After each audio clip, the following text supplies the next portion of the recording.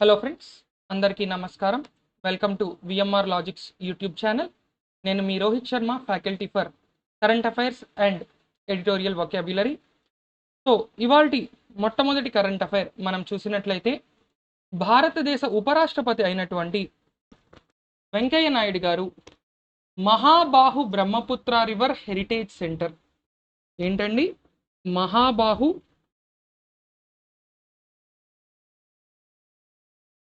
బ్రహ్మపుత్ర నది heritage centre అంటే వారసత్వ సంస్థ లేదా వారసత్వ సెంటర్ని ప్రారంభించడం జరిగింది. మరి ఏంటి Mahabahu Brahmaputra river heritage centre అంటే? ఇది గౌహతి నగరంలో డీసీ బంగ్లా అంటారు దీన్ని గౌహతి నగరంలో డీసీ బంగ్లా అంటారు. ఇది 150 సంవత్సరాల క్రితంది. అంటే 150 సంవత్సరాల క్రితం డిస్ట్రిక్ట్ కలెక్టర్ల కోసం నియమించినటువంటి ఒక బంగ్లా, దాన్నే ప్రస్తుతం ఏం చేశారు అంటే ఒక వారసత్వ ప్రదేశంగా మార్చారు. సంస్థ కాదు, క్షమించాలి, ప్రదేశం. 150 సంవత్సరాల చరిత్ర కలిగిన ఈ వారసత్వ సంపదని ప్రస్తుతం వారసత్వ ప్రదేశంగా దీన్ని ప్రారంభించారు మన భారతదేశ ఉపరాష్ట్రపతి శ్రీ ఎం వెంకయ్య నాయుడు గారు. ఆయనతో పాటు ఇక్కడ మనం చూసినట్లయితే ఆ రాష్ట్ర సీఎం హిమంత బిశ్వ శర్మ, అదేవిధంగా ఆ రాష్ట్ర గవర్నర్ కూడా మనకి అందులో కనిపిస్తున్నారు. మరి గవర్నర్ ఎవరు అంటే Jagdish Mukhi. So CM Himanta Biswa Sharma, governor Jagdish Mukhi. 150 సంవత్సరాల చరిత్ర కలిగినటువంటి డీసీ బంగ్లా లేదా డిస్ట్రిక్ట్ కలెక్టర్ బంగ్లా మనకి ఎక్కడుంది? ఇది గౌహతిలో ఉంది. దాన్నే ప్రస్తుతం ఏం చేశారు? మహాబాహు బ్రహ్మపుత్ర రివర్ హెరిటేజ్ సెంటర్గా మార్చేశారు. ఇక ఇది 1839లో క్రియేట్ అయింది అనేది మరొక ముఖ్యమైన పాయింట్ ఇక్కడ మనం గుర్తుపెట్టుకోవాల్సింది. కాబట్టి 1839లో ఈ డిస్ట్రిక్ట్ కలెక్టర్ అనేటటువంటి పోస్ట్ క్రియేట్ అయింది, డీసీ అనే పోస్ట్ క్రియేట్ అయింది. ఆ తర్వాత ఈ బంగ్లా దాదాపుగా 150 సంవత్సరాల క్రితం ఈ బంగ్లాని తయారు చేశారు. సో కామరూప్ అనే ఏరియా కామరూప్ ప్రస్తుతం మనకి గౌహతి, డిస్పూర్ నగరాలను రెండింటినీ కలిపి కామరూప్ మెట్రోగా పిలుస్తూ ఉంటారు. అంటే మనకి గౌహతి, డిస్పూర్ అనేవి జంట నగరాలు. ఏ విధంగా మనకి హైదరాబాద్, సికింద్రాబాద్ లేదా గాంధీనగర్, అహ్మదాబాద్ ఇటువంటి నగరాలు మనకి ఏ విధంగా అయితే అత్యంత ప్రాచుర్యం పొందినటువంటి నగరాలు ఉన్నాయో, అదేవిధంగా కామరూప్ మెట్రో పరిధిలో మనకు ఉండే నగరాలు ఏంటి అంటే డిస్పూర్ ప్లస్ గువాహటి లేదా గౌహతి. ఈ రెండింటినీ కలిపి కామరూప్ మెట్రోగా పిలుస్తారు. మరి ఆ పురాతన కాలం నుంచి ఉన్న కామరూప్ అనేటటువంటి ఏరియాకి బ్రిటిష్ వాళ్ళు రెసిడెంట్ కమిషనర్ని అపాయింట్ చేసేవారు. ఆ తర్వాత భారతదేశానికి స్వాతంత్రం వచ్చిన తర్వాత ఇదే ఏరియా ఏమైంది అంటే ద రెసిడెన్స్ ఆఫ్ డిస్ట్రిక్ట్ కలెక్టర్గా మారింది. ప్రస్తుతం దీన్నే ఏం చేశారు అంటే 2011వ సంవత్సరం వరకు డిస్ట్రిక్ట్ కలెక్టర్ యొక్క బంగ్లాగా ఉన్నటువంటి ఈ బిల్డింగ్ని ప్రస్తుతం వీరు ఒక వారసత్వ ప్రదేశంగా మార్చడం జరిగింది. ఇక రెండవ ముఖ్యమైన కరెంట్ అఫైర్ ఈదాన్ ప్రైజ్గా దీన్ని పిలుస్తాం. ఈ ఈదాన్ ప్రైజ్ అనేది దేనికి ఇస్తారు అంటే లెర్నింగ్ అవుట్కమ్స్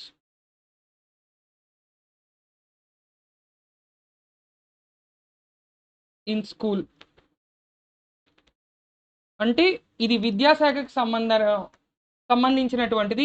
ఎక్కడైతే విద్యార్థులకి ఎడ్యుకేషన్ డెవలప్మెంట్ జరుగుతుందో, అంటే విద్యార్థుల యొక్క విద్య మనకి ఎక్కడైతే బాగుంటుందో, అది స్కూల్ లెవెల్లో మనకి ఎంత బాగా చేస్తాం, ఏం చేస్తాం అనేది కూడా అక్కడ దృష్టిలో పెట్టుకొని ఎవరైతే దీంట్లో ఉత్తమమైన ప్రదర్శనని కల్పిస్తారో అటువంటి వాళ్ళకి, అంటే క్వాలిటీ ఆఫ్ ఎడ్యుకేషన్ ఎవరైతే ఇంప్రూవ్ చేస్తారో, మనం ఏదైతే విద్యను అందిస్తున్నామో దాని యొక్క క్వాలిటీ ఎంత గొప్పగా ఉంటుందో తెలిపేటటువంటి ఒక కార్యక్రమంగా దీన్ని మనం చెప్పుకోవచ్చు.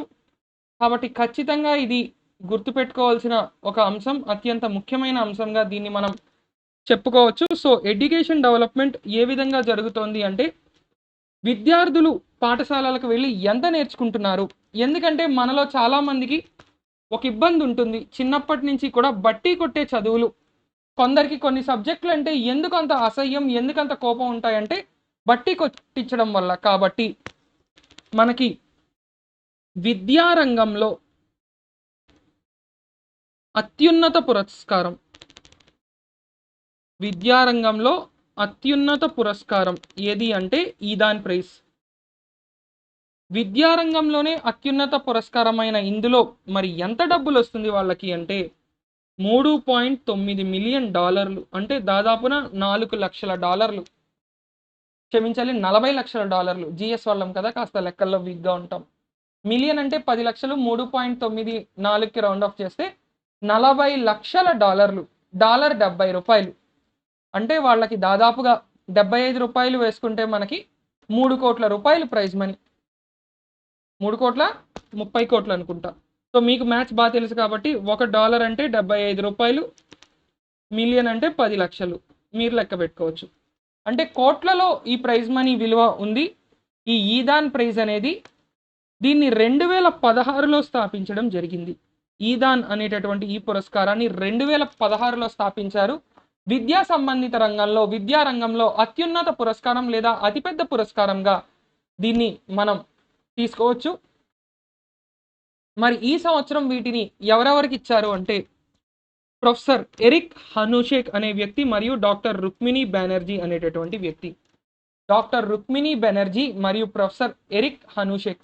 నేను మీకు గతంలో కూడా చెప్పడం జరిగింది, ఎక్కడైతే మహిళ లేదా మొదటి మహిళ లేదంటే మొట్టమొదటి మహిళ అనేటటువంటివి ఎక్కడైనా కనిపిస్తే అవన్నీ మనకి అతి ముఖ్యం అని చెప్పుకుంటూ ఉన్నాం. అదేవిధంగా ఇక్కడ కూడా భారతదేశానికి చెందినటువంటి ఒక మహిళకి ఈ విద్యారంగంలోనే అత్యున్నత పురస్కారం, ప్రస్తుతం మనం నోబెల్ పురస్కారాల వారంలో ఉన్నాం. ఇదే వారంలో విద్యాశాఖకు సంబంధించిన ఒక మహిళకి అత్యున్నత పురస్కారం లభించింది. కాబట్టి ఇది ఖచ్చితంగా ఒక ముఖ్యమైన కరెంట్ అఫైర్గా నిలుస్తుంది అని చెప్పడంలో ఎటువంటి సందేహం లేదు. సో ఎరిక్ హనుషేక్ మరియు రుక్మిణి బెనర్జీ అనేటటువంటి ఇద్దరికి ఈదాన్ పురస్కారం లభించడం జరిగింది. ఇక నెక్స్ట్ కరెంట్ అఫైర్ కనుక మనం చూసినట్లయితే, అలీబాగ్ తెల్ల ఉల్లి.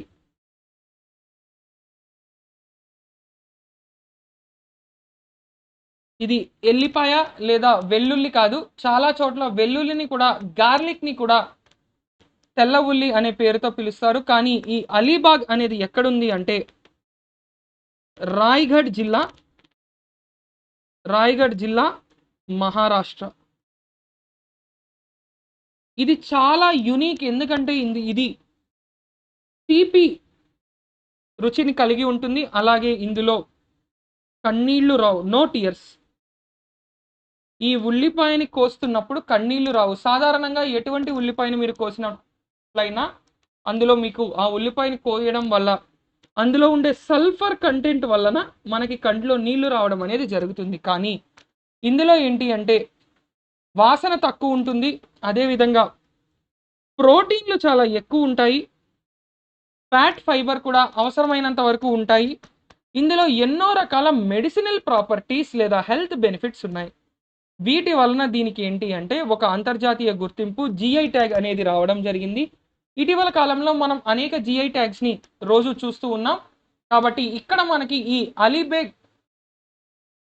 తెల్ల ఉల్లికి ఈ జిఐ ట్యాగ్ రావడం జరిగింది. కాబట్టి ఖచ్చితంగా ఇది అత్యంత ముఖ్యమైనది దేనికి అంటే ఇందులో లో సల్ఫర్ కంటెంట్, అంటే సల్ఫర్ కంటెంట్ చాలా తక్కువగా ఉండడం వల్ల ఇది బాగా తీపిగా ఉంటుంది మరియు దీన్ని కోస్తున్నప్పుడు కన్నీళ్లు రావు. ఇక మహారాష్ట్రకి సంబంధించి, మహారాష్ట్రలో మనకి రాజధాని ముంబై. మహారాష్ట్ర గవర్నర్ ఎవరు అంటే భగత్ సింగ్ కోశ్యారి. అదేవిధంగా మనకి మహారాష్ట్ర యొక్క సీఎం ఎవరు అంటే ఉద్ధవ్ ఠాక్రే.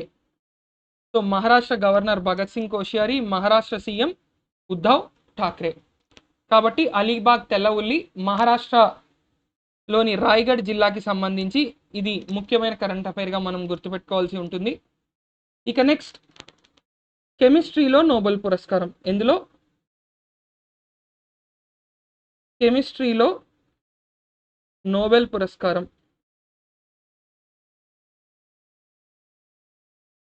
దేనికి లభించింది వీళ్ళిద్దరికి అంటే ఆర్గానో కెటలిస్ట్. సైన్స్ అండ్ టెక్నాలజీలో అత్యంత ముఖ్యమైన పదంగా చెప్పుకోవచ్చు. Organo catalysis. సాధారణంగా మనం కెటలిస్ట్ అనే పదం వాడుతూ ఉంటాం. కెటలిస్ట్ అనే పదాన్ని వాడుతూ ఉంటాం. కెటలిస్ట్ అంటే ఏంటి అంటే ఏదైనా ఒక రసాయనిక చర్య, ఒక రియాక్షన్ జరుగుతూ ఉంటే ఆ రియాక్షన్ని స్పీడప్ చేస్తే దాన్ని మనం ఏమంటాము అంటే కెటలిస్ట్ అంటాం. మరి ఇక్కడ ఏం జరుగుతుంది అంటే ఆర్గానో కెటాలిసిస్ ఇదొక ప్రక్రియ, a process. The process in which an organic compound does the process of catalysis. అంటే ఒక ఆర్గానిక్ పదార్థం ఏదైతే ఉంటుందో, ఏదైతే ఆర్గానిక్ పదాన్ని ఉపయోగించి చేసే కెటాలిసిస్ అంటే అందులో ఆ ఆర్గానిక్ పదార్థాన్ని పెట్టి అక్కడ రియాక్షన్ జరిగితే అక్కడ ఏదైతే రసాయనిక చర్య జరుగుతుందో దాంట్లో ఆ రసాయనిక ప్రక్రియ జరిగే వేగం చాలా ఎక్కువగా పెరిగినట్లయితే దాన్ని మనం ఆర్గానో కెటాలిసిస్ అంటాం. ఇక వీళ్ళిద్దరికీ సంయుక్తంగా ఈ కెమిస్ట్రీలో సో సింపుల్గా గుర్తుపెట్టుకోండి, ఎసిమెట్రిక్ ఆర్గానో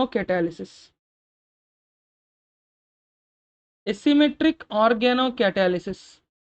ఇది దేని మీద డిపెండ్ అయ్యి ఉంటుంది అంటే స్మాల్ ఆర్గానిక్ మాలిక్యూల్స్, చిన్న ఆర్గానిక్ మాలిక్యూల్స్ మీద, చిన్న ఆర్గానిక్ అణువుల మీద ఇది డిపెండ్ అయి ఉంటుంది. ఇక నోబెల్ పురస్కారాలన్నీ అయిపోయిన తర్వాత ఒక స్పెషల్ క్లాస్ మనం కేవలం నోబెల్ పురస్కారాలు, వాటి చరిత్ర మరియు ప్రస్తుత నోబెల్ పురస్కారాలకు సంబంధించినటువంటి మరింత డీటెయిల్ అధ్యయనం అక్కడ మనం చేద్దాం. ప్రస్తుతానికైతే ఇది మీకు అన్ని పరీక్షలకి సరిపోతుంది. కాకపోతే విడిగా నోబెల్ పురస్కారాలు అనేటటువంటి ఒక టాపిక్ మనం విడిగా ఒక వీడియో చేసి అందులో మరింత డీటెయిల్డ్గా అన్నిటి విషయాలు డిస్కస్ చేద్దాం. సో ఇక నెక్స్ట్ భౌతిక శాస్త్రంలో నోబెల్. భౌతిక శాస్త్ర నోబెల్ మొట్టమొదటిసారి పర్యావరణవేత్తలకు లభించడం జరిగింది. అంటే క్లైమేట్ చేంజ్ సైంటిస్ట్ లేదా సింపుల్గా క్లైమేట్ సైంటిస్ట్. ఎవరైతే మనకి పర్యావరణం కోసం, అదేవిధంగా వాతావరణ మార్పుల కోసం. అయితే ఈ సంవత్సరం భౌతిక శాస్త్ర నోబెల్లో అత్యంత ముఖ్యమైన ఒక అంశం ఏంటి అంటే ముగ్గురికి ఎలా నోబెల్ని విడదీశారు అంటే ఇద్దరికి ఒక పురస్కారం, వీరిద్దరికి ఈయనకి ఒక సగం. అంటే మొత్తం నోబెల్ పురస్కారంలో ఈ సంవత్సరం ఇచ్చేటటువంటి ప్రైజ్ మనీలో మనకి జియోర్జియో పరీసి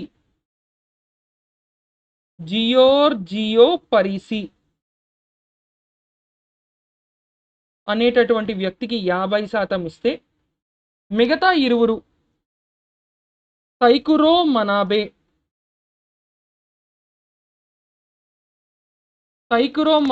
మరియు క్లౌస్ హేసిల్మన్ మరియు సైక్రో మనాబే వీరిరువురికి కలిపి 50%. అంటే 50% ఒక ఆయనకి, మిగతా 50% ఇద్దరికి. ఇక వీరిలో జియోర్జియో పరీసి గారికి ఎందుకు 50% ఇస్తున్నారు? ఆయన ఏమి అంత గొప్పగా ఆయన ఏం సాధించాడు అంటే ఫ్లక్చుయేషన్స్ అనేవి ఏవైతే చిన్న మనం ఫ్లక్చుయేషన్స్ అంటే ఎత్తుపల్లాలు అని చెప్పుకోవచ్చు ఒక రకంగా, లేదా ఏవైతే చిన్న డిస్టర్బెన్సెస్ ఉంటాయో అవి అటామిక్ లెవెల్ నుంచి ప్లానెటరీ స్కేల్ వరకు. అంటే మనకి అతి చిన్నది అటామిక్ లెవెల్.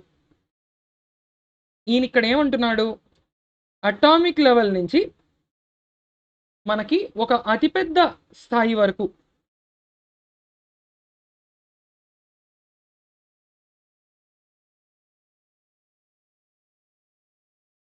మీలో ఎవరైనా ఎలక్ట్రికల్ ఇంజనీరింగ్ విద్యార్థులు లేదా ఎలక్ట్రికల్ మీరు చదివి ఉంటే నాన్ లీనియర్ కంట్రోల్ అని ఉంటుంది. అంటే మనం సాధారణంగా బిహేవియర్ అంతా లీనియర్ అని ఎజ్యూమ్ చేసుకొని అన్నీ చదువుతాం.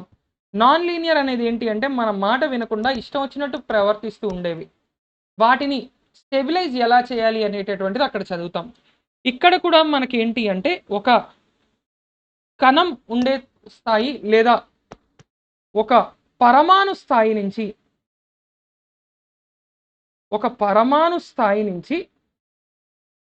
ఒక ప్లానెటరీ లెవెల్, అంటే ఏదైతే సోలార్ సిస్టమ్ లేదా మన 9 సౌర కుటుంబంలో ఉన్న 9 ప్లానెట్లు వాటన్నిటికీ సంబంధించినటువంటి అంటే గ్రహాల స్థాయి, పరమాణు స్థాయి నుంచి గ్రహాల స్థాయి వరకు ఏ విధంగా మనం ఈక్వేషన్లని వాడి వాటి యొక్క అంశాలని అధ్యయనం చేయొచ్చు అనేది మనకి ఎవరు చెప్పారు ఇక్కడ అంటే జియార్జియో పరీసి గారు చెప్పారు. అందుకు ఆ కాంప్లెక్స్ ఈక్వేషన్స్ని అతి సులభంగా అర్థమయ్యేలా అందరికీ తెలియజేసినందుకు ఆయనకి నోబెల్ పురస్కారం లభించింది. ఇక మిగతా ఇద్దరికి దేనికి అంటే ఇక్కడ చూడండి, Earth's climate quantifying variability and reliably predicting global warming. అంటే ఏదైతే ప్రస్తుత పరిస్థితుల్లో మనకున్నటువంటి వాతావరణ మార్పులు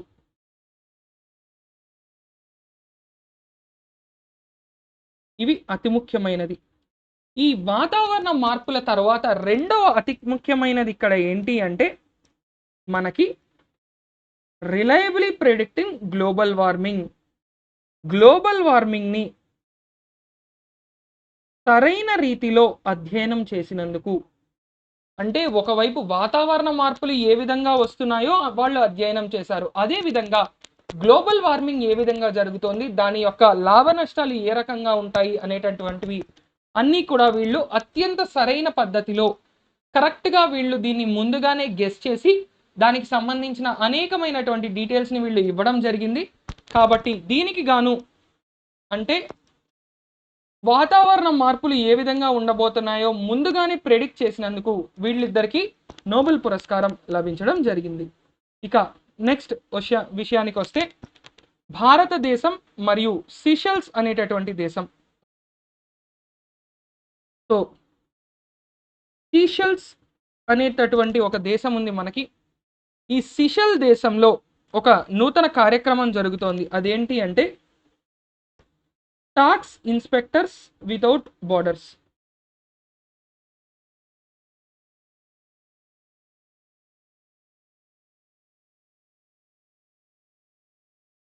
టాక్స్ ఇన్స్పెక్టర్స్ వితౌట్ బోర్డర్స్.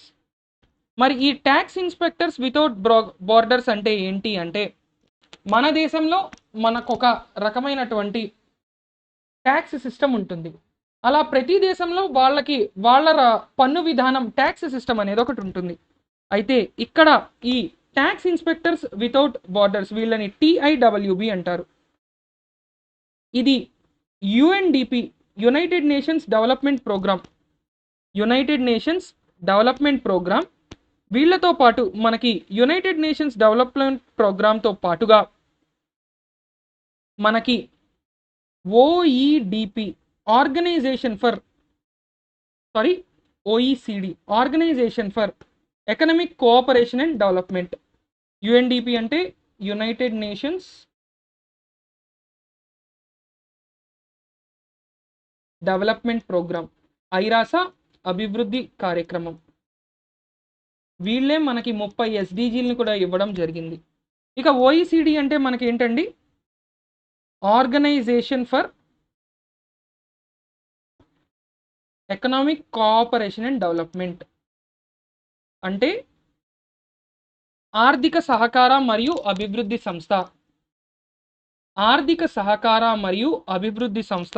ఈ రెండు సంస్థలు కలిసి 2015లో ట్యాక్స్ ఇన్స్పెక్టర్స్ వితౌట్ బార్డర్స్ అనేటటువంటి సంస్థ స్టార్ట్ చేశారు. ఎందుకు అంటే ప్రపంచంలో అనేక దేశాల్లో ఏ విధంగా ట్యాక్స్ ఎవేషన్స్ జరుగుతున్నాయో వాటిని ఐడెంటిఫై చేయడం కోసం ట్యాక్స్ ఎక్స్పర్ట్స్లని ఆ దేశాలకు పంపిస్తారు. అదేవిధంగా ప్రస్తుతం సీషెల్స్ అనే దేశానికి భారతదేశం నుంచి ట్యాక్స్ ఎక్స్పర్ట్లని పంపించడం జరిగింది. వీరు ఏ రంగంలో మరి అవకతవకల్ని వెలికి తీయబోతున్నారు అంటే టూరిజం రంగంలో. ఎందుకంటే మనకి టూరిస్టులు కొనే అనేక వస్తువులపైన ట్యాక్స్ పడాలి. కస్టమ్స్ కావచ్చు, ఇతరత్ర ట్యాక్సులు కావచ్చు. మనకి దుబాయ్ నుంచి మనం వస్తువులు తెస్తే ఏవైనా అక్కడ ఐఫోన్లు చవకగా దొరుకుతాయని ఏం చేస్తాం, కొని 1-2 రోజులు వాడేసి తెచ్చేస్తాం. డబ్బా లేకుండా తెచ్చేస్తాం. ఎందుకంటే డబ్బా ఉంటే మనకి ఏమవుతుంది, ట్యాక్స్ పడుతుంది. అటువంటి ఎన్నో రకాల ట్యాక్స్ ఎవేషన్స్ని వెలికి తీయడం కోసం ట్యాక్స్ ఇన్స్పెక్టర్స్ వితౌట్ బార్డర్స్ అనేటటువంటి ప్రోగ్రాంలో వీళ్ళు ఇక్కడ ఏం చేయబోతున్నారు, పార్టిసిపేట్ చేయబోతున్నారు. ఇక సీషెల్స్ దేశానికి సంబంధించి వారి యొక్క క్యాపిటల్ పేరేంటి అంటే విక్టోరియా. విక్టోరియా అనేది వాళ్ళ క్యాపిటల్. అదేవిధంగా రూపీ అనేది వాళ్ళ కరెన్సీ. సిషెలియస్ రూపీ అనేటటువంటిది వాళ్ళ కరెన్సీ. ఇక ఈ దేశం ఒక దీవి, ఇదొక దీవి అండి. తిప్పి తిప్పి కొడితే 1,00,000 మంది ఉంటారు జనాభా. 2021 సెన్సెస్ ప్రకారం ఈ దేశంలో కేవలం 1,00,000 మంది. గట్టిగా మాట్లాడితే హైదరాబాద్ మన ఇన్స్టిట్యూట్ ఉన్న దిల్సుఖ్ నగర్ చుట్టుపక్కల మనకి 1,00,000 మంది ఉంటారు. అటువంటిది వీరి మొత్తం దేశంలోనే 1,00,000 మంది ఉన్నారు. కాబట్టి ఇదొక అత్యంత ముఖ్యమైన పాయింట్గా మనం చెప్పుకోవచ్చు. ఇక నెక్స్ట్ కరెంట్ అఫైర్ విషయానికి వస్తే వ్యాక్సిన్లను డెలివరీ చేయడం కోసం, దేనికోసం, వ్యాక్సిన్లను డెలివరీ చేయడం కోసం ఒక కొత్త ప్రోగ్రామ్ని తీసుకురావడం జరిగింది. ఎవరు, ICMR, Indian council of medical research.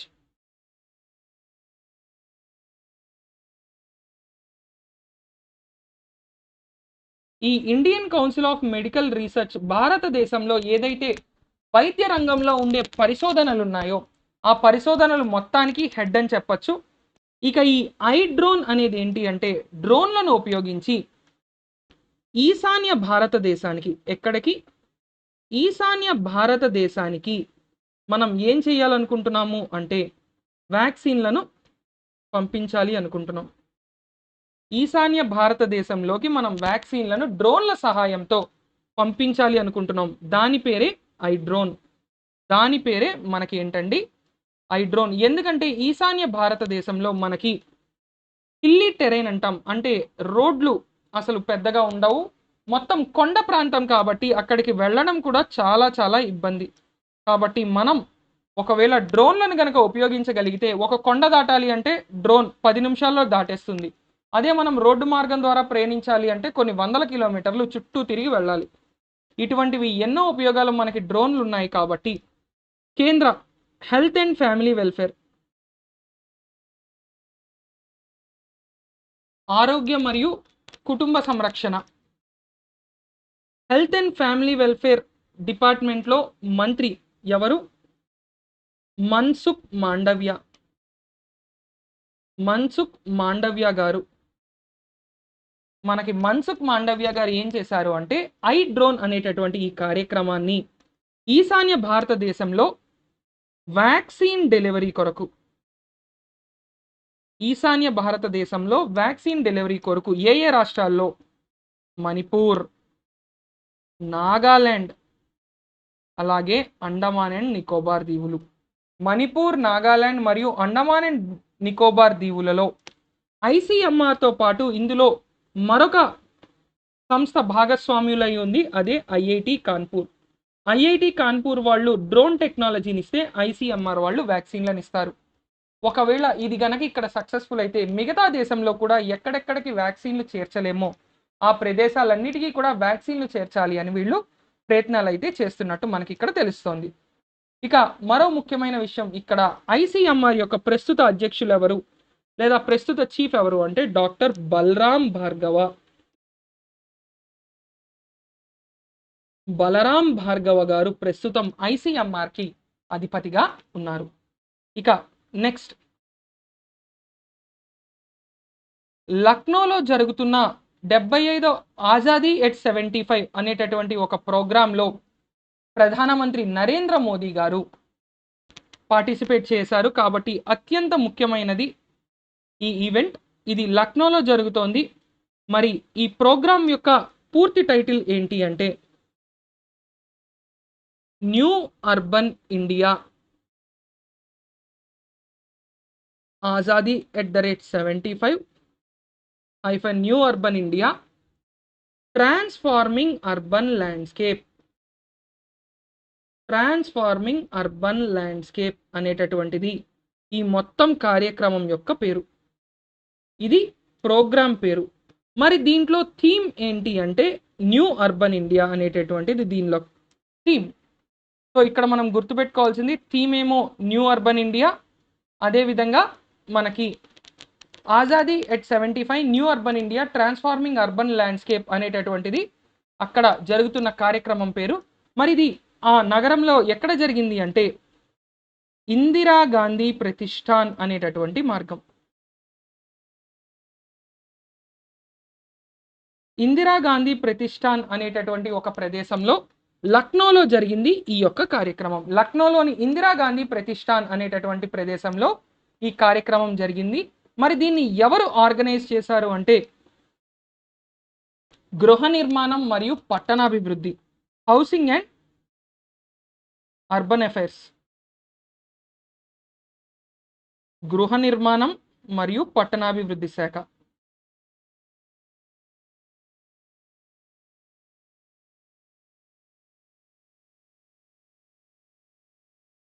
మరి మీరు నాకు చెప్పాలి, గృహ నిర్మాణం మరియు పట్టణాభివృద్ధి శాఖ మంత్రి ఎవరు? ఆల్రెడీ మనం చెప్పుకున్నాం. గృహ నిర్మాణం మరియు పట్టణాభివృద్ధి శాఖ మంత్రి ఎవరు? హర్దీప్ సింగ్ పూరి. హర్దీప్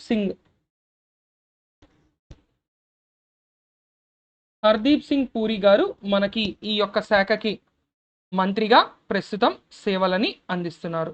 సో ఇది మనకి మన భారతదేశ ప్రధానమంత్రి హాజరైనటువంటి ఈ కార్యక్రమం ఏంటి? New urban India transforming urban landscape. ఇక నెక్స్ట్, జిఐ ట్యాగ్ ఉన్న ఉత్పత్తులని మనం విదేశాలకి ఎగుమతి చేయాలి అని కేంద్ర ప్రభుత్వం ఎప్పటి నుంచో ప్రయత్నిస్తోంది. మరి అటువంటి ప్రయత్నంలో భాగంగా ఇక్కడ మనకి ఏం చేయడం జరిగింది అంటే మిహిదానా. ఏంటండి? మిహిదానా అనేటటువంటి ఒక స్వీట్. ఈ స్వీట్ని బహ్రెయిన్ రాజ్యానికి, బహ్రెయిన్ కింగ్డమ్ అంటాం లేదా బహ్రెయిన్ రాజ్యం అంటాం. బహ్రెయిన్ రాజ్యానికి ఎగుమతులు ప్రారంభించారు. ఈ మిహిదానా అనేటటువంటి ఈ స్వీట్ మరి ఏ రాష్ట్రంలో మనకి జిఐ ట్యాగ్ని పొందింది అంటే 2017లో పశ్చిమ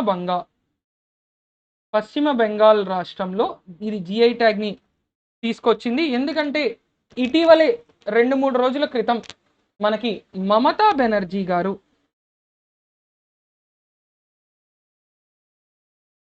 భవానీపూర్ అనేటటువంటి నియోజకవర్గంలో అత్యధిక మెజారిటీతో గెలవడం జరిగింది. భవానీపూర్ అనే నియోజకవర్గం నుంచి ఆమె అత్యంత మెజారిటీతో మన ఎమ్మెల్యేగా, అంటే పశ్చిమ బెంగాల్ రాష్ట్రానికి ఎమ్మెల్యేగా ఆమె గెలవడం జరిగింది.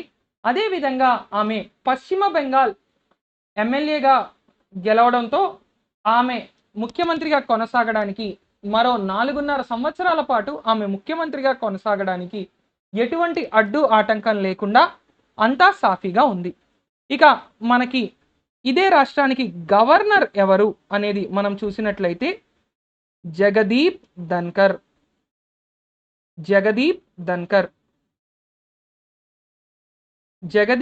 ధన్కర్ గారు మనకి పశ్చిమ బెంగాల్ రాష్ట్రానికి ప్రస్తుతం గవర్నర్గా ఉన్నారు. మమతా బెనర్జీ గారు 212 పైచిలుకు స్థానాల్లో విజయం సాధించి ఆ రాష్ట్రంలో తిరుగులేని మెజారిటీతో ప్రస్తుతం ముఖ్యమంత్రిగా కొనసాగుతున్నారు.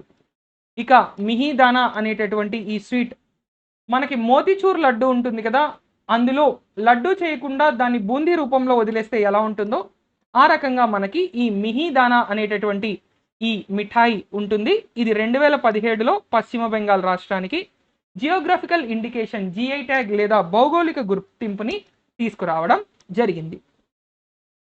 ఇక నెక్స్ట్ కరెంట్ అఫైర్ చాలా చాలా ముఖ్యమైన కరెంట్ అఫైర్. ఎందుకంటే గత కొద్ది రోజులుగా మనం ఈ కరెంట్ అఫైర్స్లో సంయుక్త విన్యాసాలని చూస్తున్నాం. అయితే ఇక్కడ క్లియర్గా ఒక అంశాన్ని మనం పరిశీలించాల్సి ఉంటుంది. అదేంటి అంటే మ్యారిటైమ్ ఎక్సర్సైజ్. అంటే ఇవి కేవలం నావికా దళాలు మాత్రమే చేస్తాయి. సో జిమెక్స్ అనేది మరి ఎక్కడ మొదలైంది అంటే అరేబియా సముద్రంలో మనకి జిమెక్స్ అనేది ఒక బైలాటరల్ ఎక్సర్సైజ్ కింద మొదలు కావడం జరిగింది. ఇందులో భారతదేశం తమ సొంత అంటే భారతదేశం సొంతంగా తయారు చేసినటువంటి మిసైల్ లాంచర్స్ని అదేవిధంగా ఇతర నౌకల్ని ఇక్కడ తీసుకురావడం జరిగింది. సో ఇది ఎన్నవ అంకం అంటే 5వ అంకం. India Japan maritime bilateral exercise, దాని పేరు జిమెక్స్ 21. సో ఇది చాలా చాలా ముఖ్యమైనది. ఎందుకంటే ఇటీవలే మనం సూర్యకిరణ్ గురించి ఆల్రెడీ చదువుకున్నాం. అదేవిధంగా శ్రీలంకలో కూడా మనం ఒక ఎక్సర్సైజ్ జరుగుతోంది, దానికి భారత నౌకలు వెళ్ళాయి అని కూడా చదువుకున్నాం. మరి మీరు నాకు కామెంట్ల రూపంలో తెలియజేయాల్సింది భారత్ శ్రీలంక మధ్యలో జరగబోతున్న ఎక్సర్సైజ్ పేరేంటి? భారత్ శ్రీలంక మధ్యలో జరగబోయే ఎక్సర్సైజ్ పేరేంటి? ధర్మా గార్డియనా, మిత్రశక్తినా? నేపాల్తో సూర్యకిరణ్ అనేటటువంటి ఎక్సర్సైజ్ ఉంది. నేపాల్తో సూర్యకిరణ్. కాబట్టి మనం గత వారం రోజుల్లో డిస్కస్ చేసిన సంయుక్త సైనిక విన్యాసాలు లేదా విన్యాసాలు, ఫస్ట్ సూర్యకిరణ్, దేంతో? నేపాల్తో. సెకండ్ మిత్రశక్తి, ఎవరితో? మిత్రశక్తి అనేది మనకి ఏ దేశంతో? శ్రీలంక. ఇక మూడవది ఇప్పుడు జిమెక్స్, ఏ దేశంతో? జపాన్తో. అదేవిధంగా పీస్ మిషన్ అనేటటువంటిది ఒకటి. పీస్ మిషన్ ఇది ఏ దేశంతో మరి, లేదా ఏ దేశాల కూటమితో? పీస్ మిషన్ 2021 అనేది మనం ఒక 15 రోజుల క్రితం డిస్కస్ చేసాం. షాంఘై సహకార సంస్థ SCOలో భాగంగా ఇందులో మనం అప్పుడు ఇంకో పాయింట్ కూడా చెప్పుకున్నాం. భారత్ పాకిస్తాన్ సంయుక్తంగా పార్టిసిపేట్ చేసే ఏకైక సైనిక విన్యాసం ఏదైనా ఉంది అంటే పీస్ మిషన్ 2021 అని. ఎందుకంటే గత నెలలో మనం షాంఘై కోఆపరేషన్ ఆర్గనైజేషన్ గురించి, షాంఘై సహకార సంస్థ గురించి ఒక 4-5 సార్లు చర్చించుకోవడం జరిగింది. అతి ముఖ్యమైన కరెంట్ అఫైర్లలో భాగంగా మనం చర్చించుకున్నాం.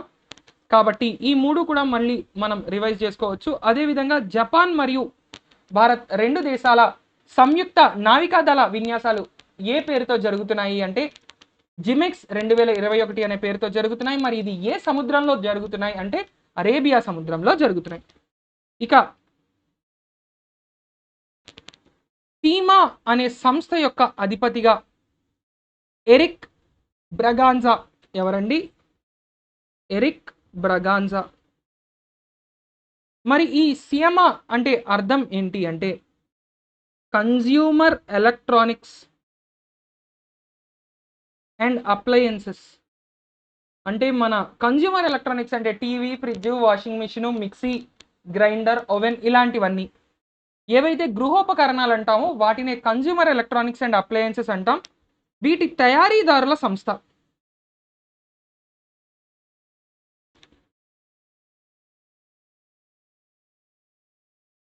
వీటి తయారీదారుల సంస్థ.